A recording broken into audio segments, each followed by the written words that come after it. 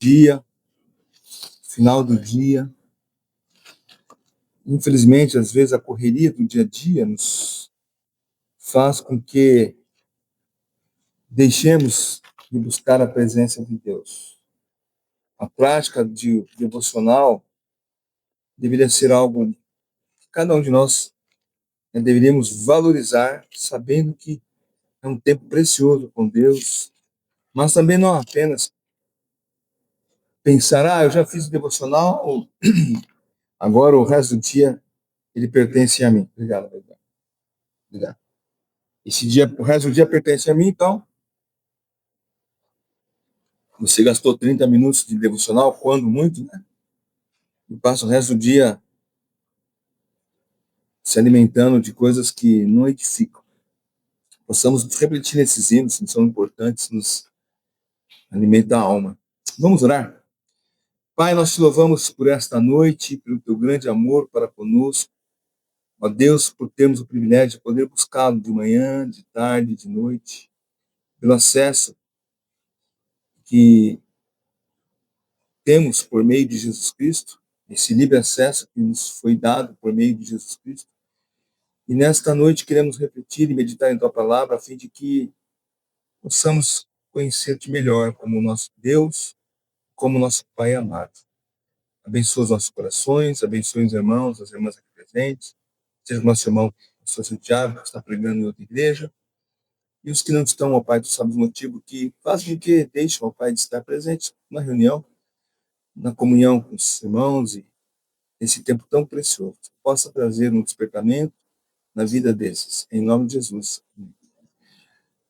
Eu gostaria, hoje de manhã eu preguei na igreja chinesa, mas não é a mesma mensagem, o texto é o mesmo, mas não é a mesma mensagem. Lá eu falei sobre temos um Pai nos céus, né? E falei a respeito de que às vezes você não tem uma boa experiência com seu pai na terra, às vezes você tem uma experiência ruim, um pai violento, um pai ausente, enfim, mas que em Jesus Cristo, por meio de Jesus Cristo, você tem, né, é recebido como filho de Deus, você tem um pai que é eterno, um pai amoroso, um pai que cuida de nós. E agora eu queria falar a respeito, o título da mensagem é Meu Pai Não É Meu Herói. Na verdade era para ser Meu Pai Não É Herói. Isso aí, meu pai não é meu herói, mas é meu pai não é herói. E a maioria de nós, né, em algum momento da vida, nós vivemos a experiência de ter o pai como super-herói. Aquele que era mais forte, mais inteligente, invencível, para alguns mais bonito. E essas coisas que nós, quando criança, nós tínhamos em mente, né, ficaram no passado.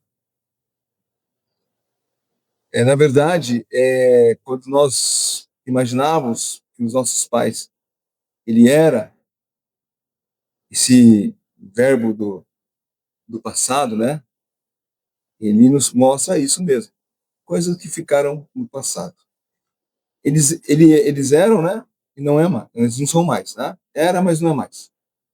Não porque eles, como na maioria dos nossos pais aqui, já faleceram, mas porque nós descobrimos, à medida que nós vamos crescendo, nós descobrimos que nossos pais, eles não são perfeitos. Na verdade, para alguns de nós, ou não sei se para alguns de nós aqui, né, mas para algumas pessoas, o pai deixou de ser herói para ser vilão. Na adolescência, ele começa a pegar no pé, proíbe de fazer aquilo que gostaríamos de fazer, então ele deixa de ser o nosso herói, passa a ser um vilão. E essa transição em que os pais deixam de ser vistos como super-heróis, infalíveis, e passam a ser percebidos como seres humanos comuns. Isso ocorre, geralmente, aí eu precisei buscar a ajuda dos universitários, né? Você pesquisar. Mas isso aí geralmente acontece do 9 aos 12 anos. Nessa idade, nós começamos a perceber, né, início da pré-adolescência, nós percebemos essa mudança. Até os 6 anos, eles são super-heróis. Dos 7 aos 9, a criança começa a ter um pensamento crítico e percebe contradições do pai. A partir dos 10 anos, ele passa pela chamada desidealização. Ele olha para aquele pai e enxerga que ele comete erros, tem defeitos, ele se cansa e não sabe todas as respostas. Alguns de nós tiveram experiências, como eu falei, ruins com o pai. Quando eu falo alguns de nós, não estou dizendo necessariamente os irmãos aqui presentes, mas muitas vezes, um pai violento, um pai alcoólatra, um pai ausente, um pai que não prestava atenção nas suas necessidades, um pai que não se preocupou com a vida espiritual. Mas independente de como foi o seu pai, uma coisa ele tinha ou tem em comum com todos os pais do mundo. Ele é pecador. Assim como eu, como pai, sou pecador, como os pais aqui essa noite são pecadores, os filhos, também são pecadores. E de alguma forma ou de outra, por nós sermos pecadores, nós vamos decepcionar os nossos filhos, aí abrangendo mais, os nossos irmãos, nossos parentes, porque infelizmente nós somos pecadores. Agora, o que eu e você não podemos fazer é culpar os nossos pais daquilo que, por exemplo, você se tornou. Infelizmente, muito se esconde por detrás de uma experiência ruim para justificar o seu mau comportamento, justificar o seu comportamento. Então eles dizem, não, eu sou assim porque o meu pai, ele era assim. Eu sou assim porque meu pai nunca me deixou fazer o que eu queria. Ou eu sou assim porque meu pai nunca me deu a oportunidade de fazer algo. E aí ele quer justificar o seu mau comportamento, às vezes o mau caráter, por aquilo que o pai foi para ele. Só que lá em Ezequiel, capítulo 18, e aí tem aqueles que falam da herança, herança hereditária, não é? Maldição hereditária. Não, isso aí é assim que o pai, isso aí é uma maldição hereditária. Mas Ezequiel capítulo 18, versículo 18 a 20, diz assim: quanto ao pai dele, porque praticou extorsão, roubou os bens do próximo e fez o que não era bom no meio do seu povo, eis que ele morrerá por causa da sua iniquidade. Mas vocês perguntam, por que o filho não paga pela iniquidade do pai? Porque o filho fez o que era justo e reto. Ele guardou todos os meus estatutos e os praticou, por isso certamente viverá. A pessoa que pecar certamente morrerá. O filho não pagará pela iniquidade do pai, e nem o pai pagará pela iniquidade do filho. A justiça do justo ficará sobre ele, e a maldade do ímpio cairá sobre este. Então, podemos sim ser, de uma certa maneira, influenciados pelo pai, né? Ah lá, filho, vai lá. O dono da venda não está vendo, vai lá e rouba o chocolate. Aí você vai lá e rouba o chocolate. Ah, meu filho é esperto, né? Muitas vezes os pais ensinam o filho a fazer coisas que não devem, e ele vai criando esses hábitos, mas isso aí pode ser quebrado quando a pessoa recebe Cristo como seu Salvador. E aí nós lembramos de Paulo falando que roubava não rouba mais. Antes trabalhe fazendo com as mãos, para ajudar os próximos, para ajudar o próximo, o necessitado. Então, a pessoa não pode dizer que é frustrada porque o seu pai não lhe apoiou. Você não é preguiçoso porque o seu pai nunca deixou você fazer alguma coisa. Você não é grosso porque seu pai era grosso. Não, você é frustrado porque você criou ilusões ou sonhou com coisas que não se concretizaram, e muitas dessas coisas não tinha nada a ver com a realidade.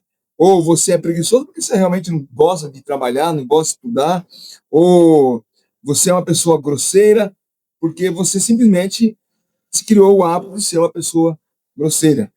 Você é o que é por causa dos seus pecados. Eu conheço muita gente que tiveram pais, terríveis, mas são pessoas decentes, pessoas honestas. E ao contrário também, muitos pais honestos, decentes, o filho saiu um tranqueira, né? Então, se você nasceu de novo, se nós confessamos Cristo como Salvador e Senhor, Nós não podemos nos esconder atrás de um passado de experiências ruins para justificar os maus comportamentos nos dias de hoje. A palavra de Deus, ela diz que nós deixamos o velho homem, passamos a ser uma nova criatura. Então, como eu posso ser uma nova criatura vivendo com os mesmos velhos hábitos do passado? Deus, em sua palavra, ele nos dá a solução para esse problema. A solução que transforma, né? Uma solução poderosa e transformadora, que vai além daquilo que nós poderíamos imaginar. Como Deus faz tudo novo, ao recebermos Cristo como Salvador, ele nos chama para a comunhão íntima de filho com o Pai. Ele se torna nosso Pai. Um Pai amoroso, um Pai misericordioso, gracioso, um Pai que puniu os nossos pecados em seu Filho Jesus Cristo.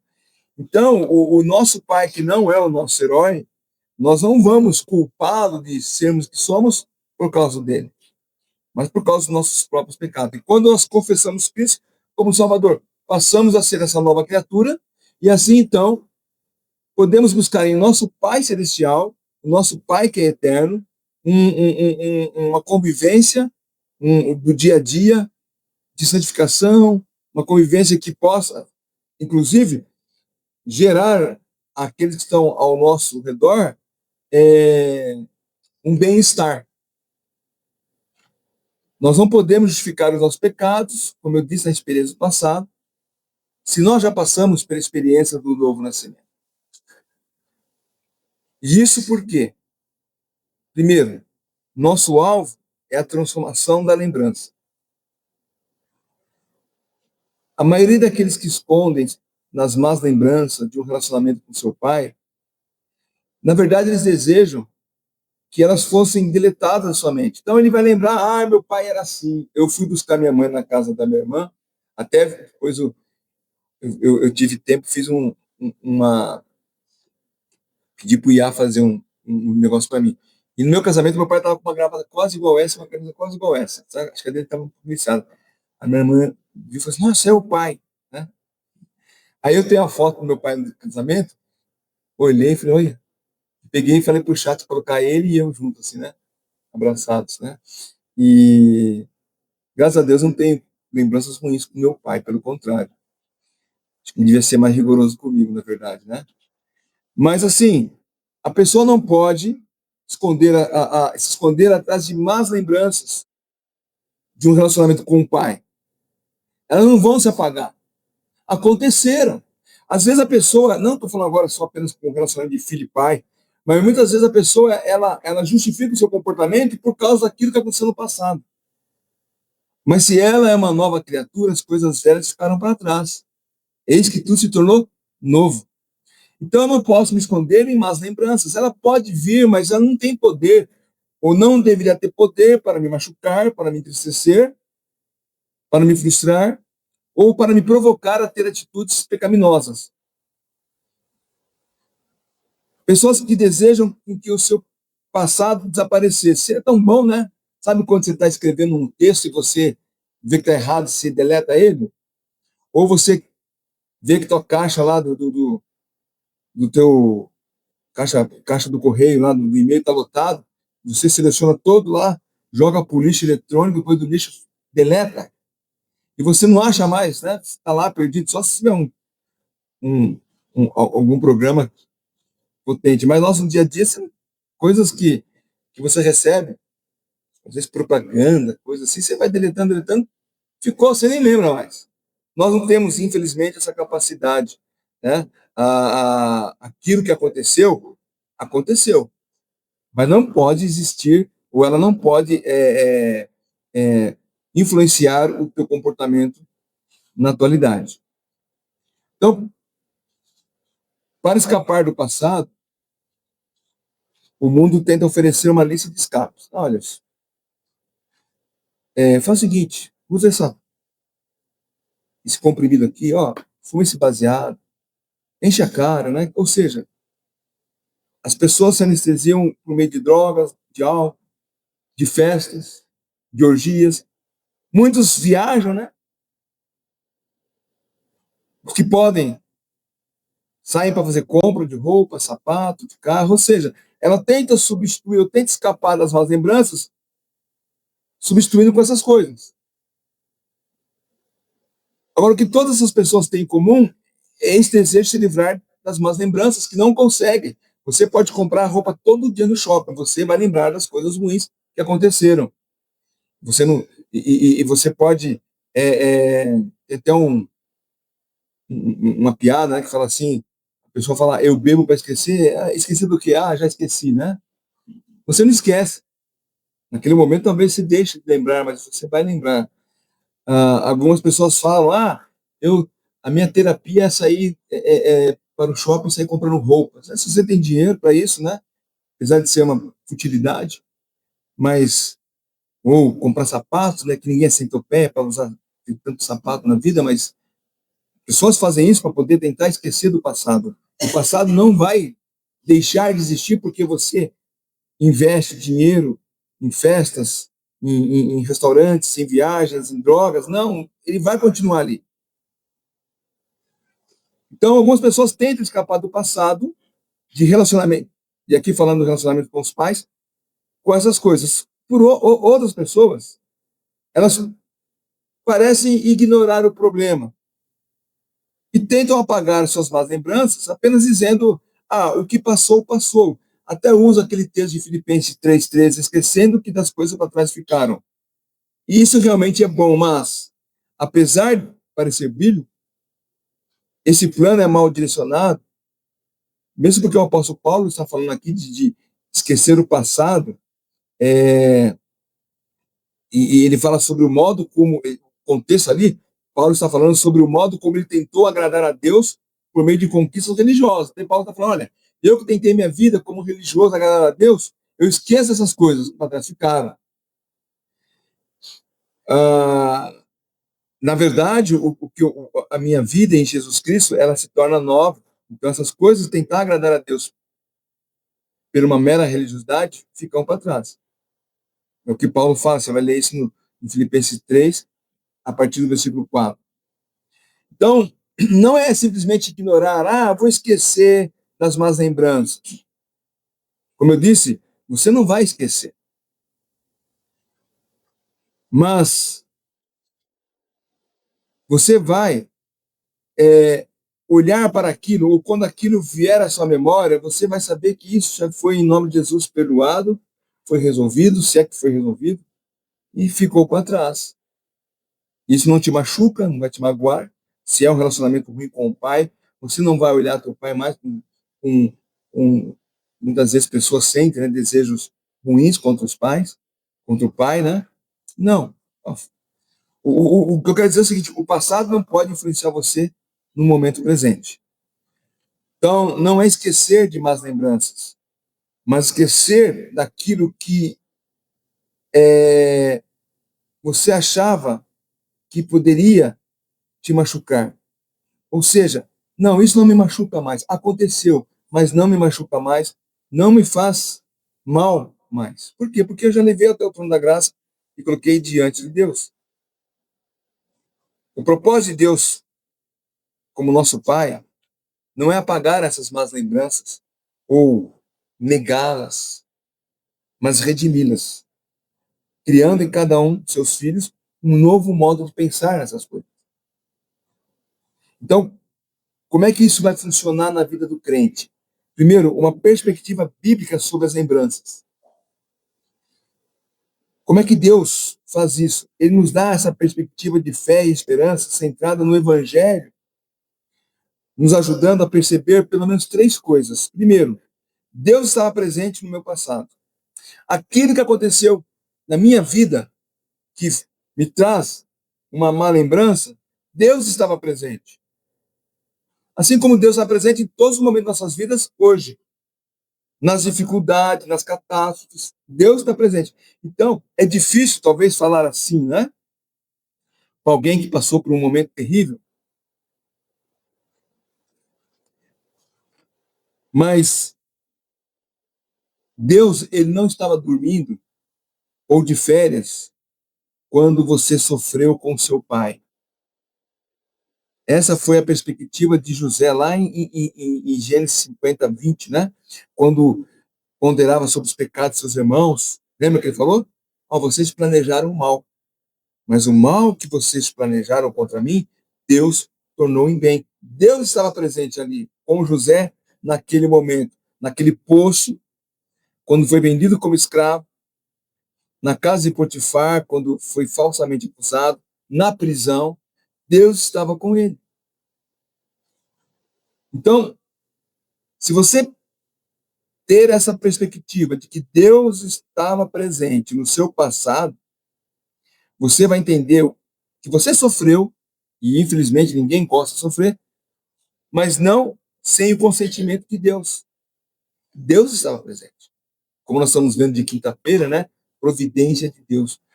A providência de Deus não é só trazendo coisas boas para nós, coisas ruins também acontecem.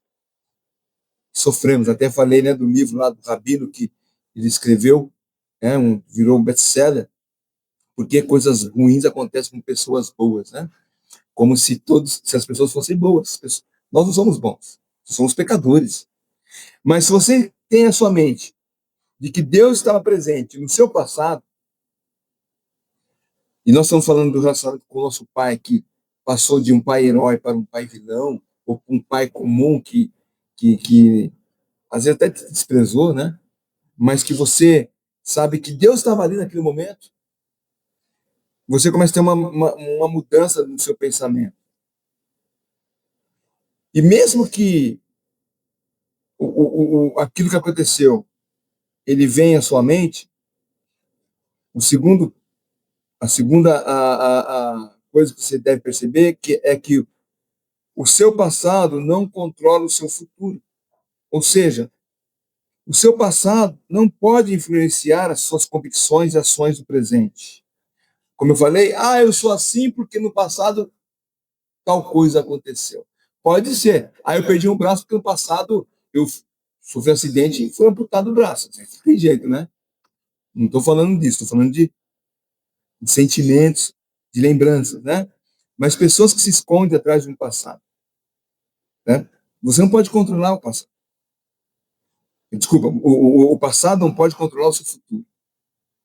Você não pode ser ditado pelo que aconteceu no passado.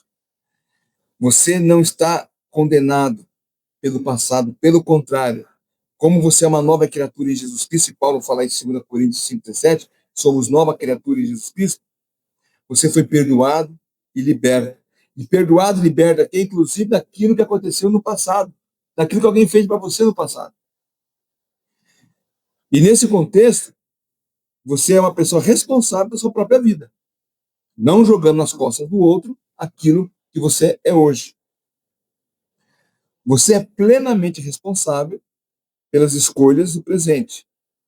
Não importa quais lembranças permaneçam em você.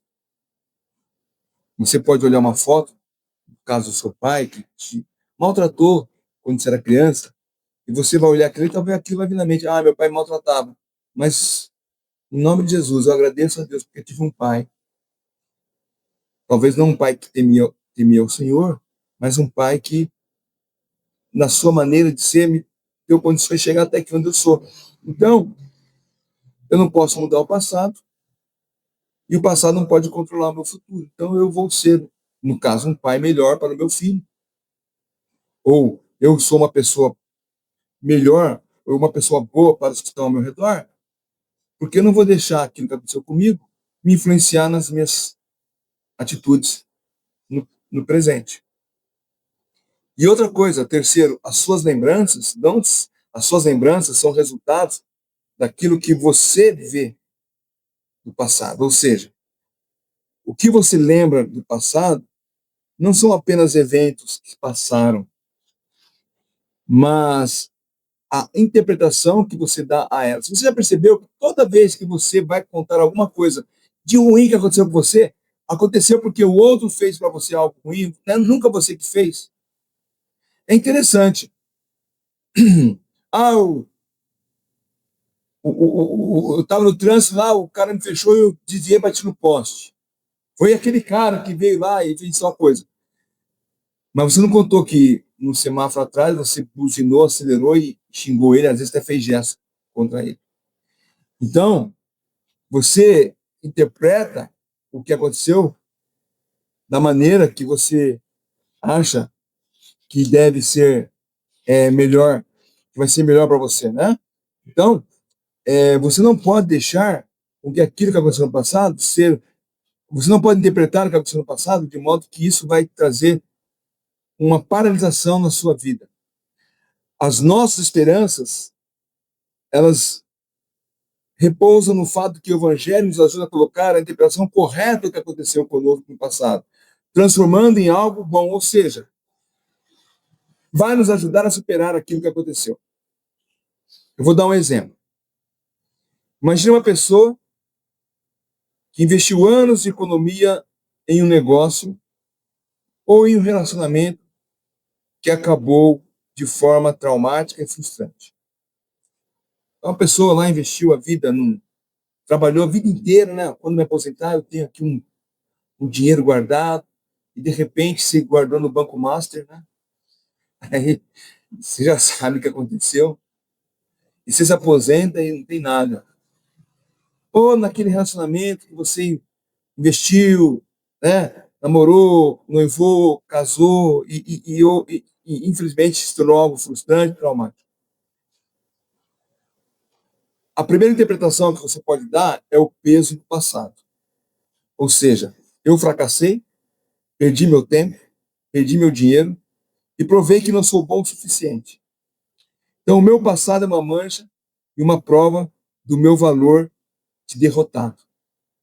Então, você olha tudo aquilo e fala, é que eu sou fracassado mesmo. Qual é o impacto que isso traz para você? Com essa interpretação, o passado se torna uma prisão de culpa, vergonha e te paralisa. O evento não pode ser alterado. O evento não pode ser alterado. A dor continua. E muitas vezes alimentando o presente. Porque você está sempre lembrando daquilo. Agora, se você reinterpretar isso à luz do Evangelho, ou seja, quando o Evangelho entra em cena e coloca uma lente, a lente de Deus, através da história que você viveu, qual é a nova interpretação? Aquele momento de dor e perda não define quem eu sou. Na verdade, Deus usou essa tempestade para quebrar o meu orgulho, ensinar-me resiliência, moldar o meu caráter e me tornar mais empático com o sofrimento dos outros.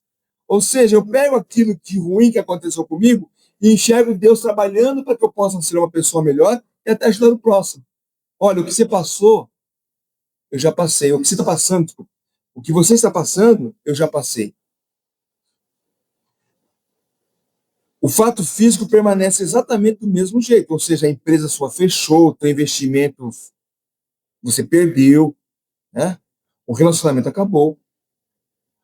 Mas o significado muda completamente. O que era antes lido como prova do meu fracasso passa a ser lido agora como um momento onde ganhei maturidade e sabedoria. Eu aprendi a depender mais de Deus do que meu dinheiro guardado lá no investimento. Eu aprendi a confiar mais em Deus do que depositar a minha felicidade numa pessoa. Né? Então, a pessoa deixa de se sentir vítima do passado e passa a usá-la como testemunho a fim de encorajar, ajudar e aconselhar pessoas que estão passando por dores semelhantes. Olha a diferença, você ficar sentado chorando por aquilo que te aconteceu no passado. E você se levantar e usar o que aconteceu para ajudar o próximo. Né? O resumo disso aí é que o passado não mudou, mas a história que você conta sobre ele, sim. Você aprende com aquilo que aconteceu no passado. A esperança reside no fato de que o sofrimento não é um fim em si mesmo, mas ela se torna matéria-prima na mão da graça de Deus para produzir transformação, cura e aprendizado. Quando alguém, e a gente já conversei com algumas pessoas que passaram por isso, quando alguém passa por um trauma muito grande na vida, né, ela tem até autoridade para ajudar alguém que está passando por aquele trauma, né? Quantas vezes nós contamos, né, falamos do exemplo da Nelita, que sabe, perdeu 2 filhos, perdeu o marido, né? A filhinha que chegou a frequentar a igreja aqui, no dia do aniversário veio a falecer com 7 anos. Que dor maior uma mãe pode sentir? Ela pode usar. E ela, quando aquela criança que sofreu um acidente aqui no parque, né? Ela conhecia a família. Pode usar. A dor continua, a tristeza continua, a saudade continua. Mas ao invés de ela ficar sentada, chorando, reclamando, sabe? Vai usar isso para ajudar o próximo. E isso traz para ela, então, transforma, né, aquela situação, ao invés de uma má lembrança, em algo que pode ser usado para o bem e para a glória de Cristo. E isso só pode acontecer se a pessoa realmente entendeu o evangelho de Jesus Cristo. Muitas pessoas se dizem crentes, eu confesso Jesus Cristo, quando eu morrer eu vou para o céu. E conta direitinho ali né, o script da vida cristã. Mas no dia a dia, a sua prática é completamente contrária, porque ela está sempre voltando ao passado para justificar os seus erros do presente. Ela não olha para a graça de Cristo que transformou o seu passado e quer abençoar o seu presente, mas ela olha ali, não, eu aceitei a Cristo, mas olha, aquilo que aconteceu comigo assim, assim, assado, é motivo de eu ser assim, assim, assado. E muitas vezes, nós estamos falando do relacionamento de filho com o pai, o filho fala, não, eu aceitei Jesus, sim, Deus é meu pai eterno, mas aquele meu pai que fez isso, fez aquilo, aquilo outro, isso eu jamais vou perdoar nele. Né? Não entendeu nada do que é a graça do Senhor Jesus Cristo, que nos perdoou e nos chama a perdoar uns aos outros. Então, quando nós passamos a entender isso, 3 características de uma lembrança redimida acontecem. Primeiro, há um arrependimento profundo. Eu devo dizer que talvez 80% dos crentes nas igrejas não têm arrependimento. Não são arrependidos. São aquelas pessoas que entraram na igreja e foram ficando.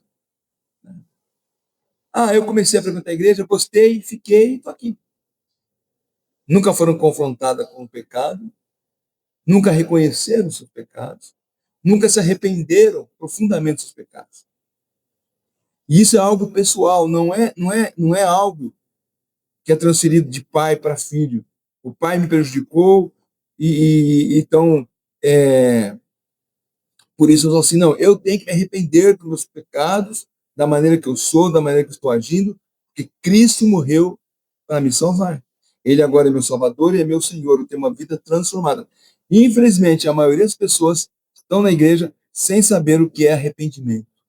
E já ouvi pessoas dentro da igreja falar assim, eu não me arrependo porque a gente não tem que se arrepender do que fez no passado. Já vi pessoas falarem assim, eu não me arrependo do passado, porque o que aconteceu, aconteceu, e bola para frente. Não, a Bíblia fala que nós devemos nos arrepender e abandonar o pecado. A segunda coisa que acontece, quando você tem um arrependimento profundo, isso vai levar à gratidão. Quando uma pessoa é redimida, as suas lembranças são redimidas. E assim nasce nela um coração agradecido a Deus pela misericórdia demonstrada a Ele por meio de Jesus Cristo. Eu vi uma vez um rapaz, ele se tornou advogado, se formou, ele passou na OAB, passou, acho que foi o primeiro colocado no concurso público, isso faz muito tempo atrás, no Rio de Janeiro. Sabe com que ele estudava? Com livros que ele pegava no lixão. O pai dele não deu condições de ele estudar. Aliás, o pai dele abandonou ele e a mãe dele, por isso que ele ia para o lixão pegar comida. E pegava livros, ele gostava de livro, levava para casa. Aí vários livros da área de direito, ele começou a gostar, começou a ler, se interessar e conseguiu fazer a faculdade, passar no OAB e fazer um concurso público. Você procura no Google aí, você vai achar. Catador de lixo que se tornou advogado, ou coisa parecida aí. Se essa pessoa falar assim, não sei se ela é crente, né? Mas se essa pessoa falar assim, olha, eu sou grato a Deus porque meu pai me abandonou, porque isso me levou a ir até o lixão, pegar livros e estudar. Então note que Deus estava presente naquele momento, o pai abandonou o filho, mas Deus não abandonou aquela criança. Estava presente. Mas se aquela criança resolvesse falar, porque meu pai me abandonou, eu vou me tornar um marginal, um bandido, um drogado, ela está querendo justificar o seu comportamento do passado de alguém. E muitas vezes o crente, ele quer justificar o seu comportamento no passado de alguém. Ao invés de ter uma mudança de comportamento pelo que Cristo fez por ele no passado. E aí, então, ele deixa de ser pedra de tropeço e passa a ser bênção para os outros. O consolo que recebemos de Deus nos leva a ministrar a corações de outras pessoas. Olha, o que você passou, eu já passei, ou passei quase igual. Eu tive uma experiência ruim também na minha vida. E o que me ajudou, e o que me tem ajudado, e o que me sustenta é o fato de que eu confio em Deus. Nos momentos mais difíceis, naqueles momentos em que você está mais, talvez, preocupado ou triste, e essa semana eu tive vários momentos desse, semana passada, né? Uma coisa que me colocava, que me trazia alento é: Deus está conosco. Deus está comigo. Deus está com minha família. Deus está com meus irmãos. Né? Deus está cuidando de nós. Até comentei com a Elizabeth que essa noite, sexta passada, eu acordei de madrugada, sabe quando você acorda meio desesperado? Uau, o que vai acontecer? O que vai ser? Sabe aquilo que você não tem poder sobre o futuro? O que vai ser? O que vai acontecer? Como é que vai ser? Filho, calma. Eu estou contigo, né? Não tema. Descansa em mim. E é difícil, mas é reconfortante saber que Deus está cuidando de você. Seu pai não cuidou de você, Deus cuida de você. Então você sabe que teu pai não foi um super-herói. Talvez teu pai nunca foi presente, infelizmente para alguns, nem conheceram o pai, né? Mas se você recebeu Cristo como Salvador, você sabe que você tem um Pai Celeste que te ama e cuida de você. E tudo isso, né? Você tem um arrependimento, o arrependimento te leva à gratidão e te leva a ser bênção para os outros, né? Tudo isso é pelo fato de que o seu Pai Celestial, ele é diferente do seu Pai terreno. O nosso Pai Celestial nos ama, nos perdoa, nos capacita a vivermos em novidade de vida, como Paulo fala ali em Romanos capítulo 6, versículo 4 a 8. Romanos 6, 4 a 8. Fomos sepultados com ele na morte pelo batismo, para que, como Cristo foi ressuscitado dentre os mortos pela glória do Pai, assim também nós andemos em novidade de vida. Porque se formos unidos com ele na semelhança da sua morte, certamente seremos também na semelhança da sua ressurreição. Sabendo isso, que a nossa velha natureza foi crucificada com ele, para que o corpo do pecado seja destruído, e não sejamos mais escravos do pecado, pois quem morreu está justificado do pecado. Ora, se já morremos com Cristo, cremos que também viveremos com ele. Então, essa é a nova realidade de cada um de nós como crentes no Senhor Jesus Cristo. O passado, né? Nossa vida de passado ficou para trás. Nós morremos e ressuscitamos com Cristo em novidade de vida. Você pode não ter tido uma experiência positiva com o seu pai, ou com o passar dos anos, você viu que ele não era o super-herói que você imaginava. Mas lembre-se que temos um pai no céu que nos ama. Lá em Mateus 23, 9, ele diz: a ninguém sobre a terra chamai vosso pai, porque só um é vosso pai, aquele que está no céu. Um pai eterno, que nos amou ao ponto de enviar seu filho Jesus para morrer por nós, né? Para nos redimir dos nossos pecados. Então não podemos esconder ou justificar o nosso passado com as experiências ruins. Se nós temos Cristo como Salvador, como Senhor, eu não posso lamentar ou justificar os meus comportamentos por aquilo que foi no passado. Como eu falei, o passado não tem poder para controlar o seu presente. Passou. Foi ruim? Foi. Gostaria de ter passado? Não. Ninguém gostaria de ter passado por momentos ruins da vida. Mas passamos. Isso vai me paralisar no presente? Isso é motivo para que eu tenha uma vida que desagrade a Deus? Não, pelo contrário. Deus estava presente, como esteve com José. Deus está conosco todos os dias. Né? Às vezes nós não percebemos a presença consoladora do Espírito Santo de Deus no momento da tribulação, porque nós estamos olhando para Deus, olhando para as coisas desse mundo. Achamos que Deus não tem poder para resolver os problemas que estamos enfrentando. Você já viu aquela história da criança que falou assim, pai, é, Deus é grande? Pai, o senhor disse que Deus é grande, mas ele parece tão pequeno, porque ele está tão distante. Aí passou um avião, e falou, filho, aquele avião é grande? Dele, cabelo dentro, pai, é pequenininho. Aí foi até o aeroporto, perguntando, filho, e esse avião é grande? É grande, né, pai? Pois é. Deus, ele se torna pequeno se você está distante dele, mas se torna grande quando você se aproxima dele. Né?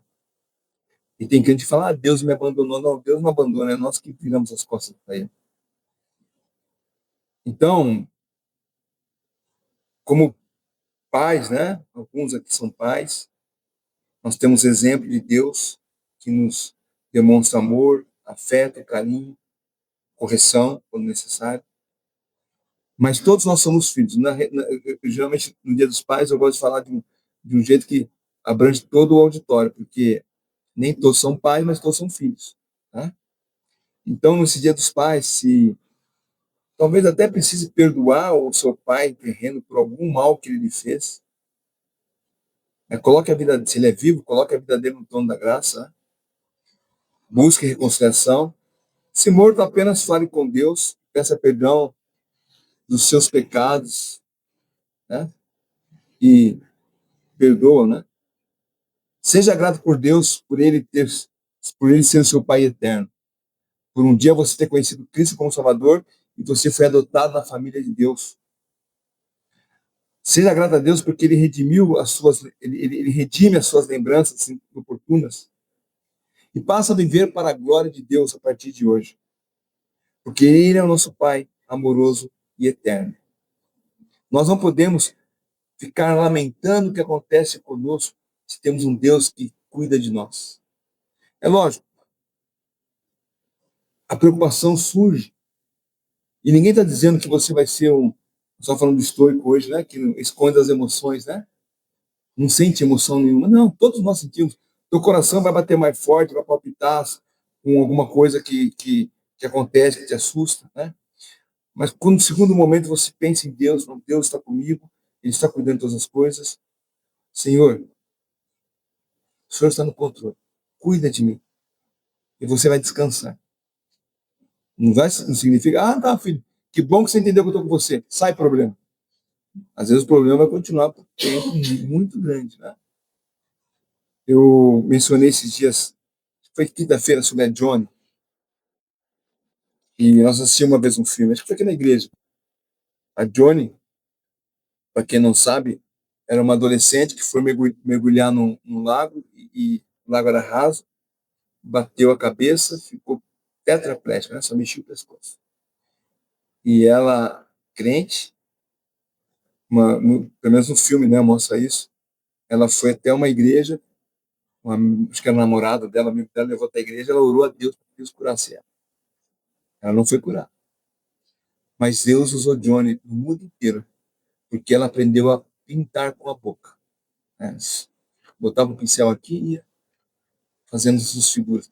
E saiu no mundo inteiro testemunhando do amor de Deus. Outra pessoa que eu gosto muito, o exemplo é da Corey Tebum, né, no filme Refúgio Secreto. E ela, a irmã, o irmão, o pai foram levados na época do nazismo, né? Foram levados a campo de concentração. Eles não eram judeus, mas ajudavam os judeus. e foram levados. Seu pai morreu no campo, a sua irmã morreu no campo, ela sobreviveu e ela saiu pelo mundo falando do amor de Deus, até o momento que ela encontrou um dos soldados que foi o seu carrasco. E ela tinha a decisão de amaldiçoá-lo ou perdoá-lo. Ela podia olhar para o passado e falar, agora eu vou descontar tudo dele. Mas ela decidiu perdoar. Por quê? Porque ela foi perdoada em Jesus Cristo. Então, que nós possamos aprender a ter um relacionamento, assim como nós temos com Deus que nos perdoa, a ter um relacionamento com os nossos pais, com os nossos irmãos, com nossos filhos, de perdoar, perdoando-nos mutuamente, uns aos outros. Porque é assim que Deus deseja que nós possamos viver como comunidade da fé, até o dia que Ele vier para buscar a sua igreja. Amém? Deus os abençoe, possamos adorar e louvar o nosso Pai Celestial. Antes de nós cantarmos o hino, os avisos, né? Ah, você vem aqui?